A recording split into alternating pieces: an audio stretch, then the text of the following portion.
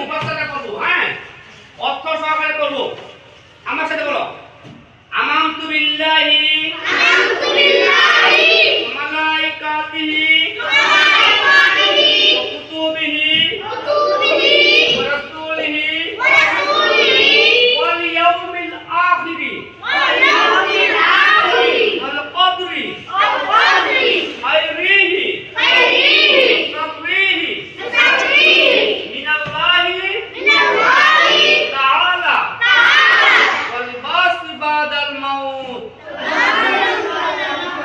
অর্থ, আমি ঈমান আনলাম আল্লাহর প্রতি।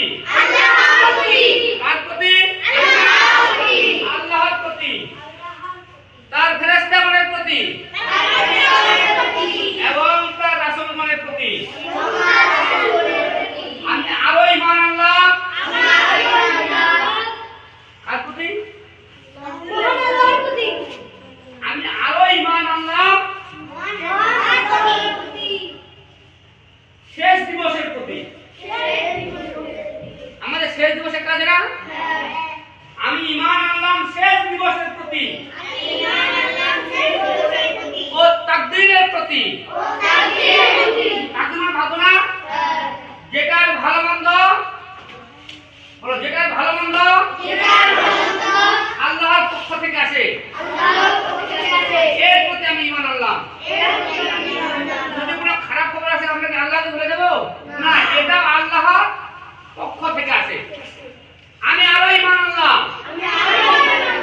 মৃত্যুর পর আবার আমাদের পুনর্জীবিত করা হবে,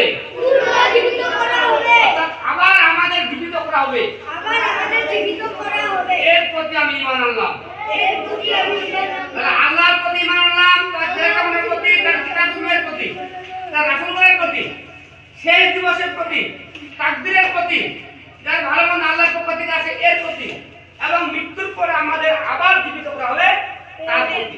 আবার বলো, আমানতু বিল্লাহি মালাইকাতিহি কুতুবিহি ওয়া রাসূলিহি ওয়াল ইয়াউমিল আখিরি ওয়াল কদরি খায়রিহি শাররিহি মিনাল্লাহি তাআলা ওয়াল বাসি বাদাল মাউত। ওয়াল বাসি বাদাল মাউত, মৃত্যুর পরে আবার আমাদের জীবিত করা হবে। বুঝা গেছে? এই বিষয়গুলোর প্রতি যে ঈমান আনবে আল্লাহ তাআলা তাকে খুবই পছন্দ করবেন। একজন পাক্কা মুমিন খাঁটি আল্লাহর বান্দা হিসেবে কবুল হয়ে যাবে। তোমরা সবাই ঈমান আনবে?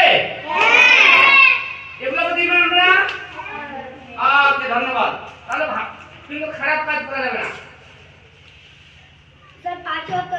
নামাজ পড়তে 5 ওয়াক্ত, ঠিক আছে, ধন্যবাদ।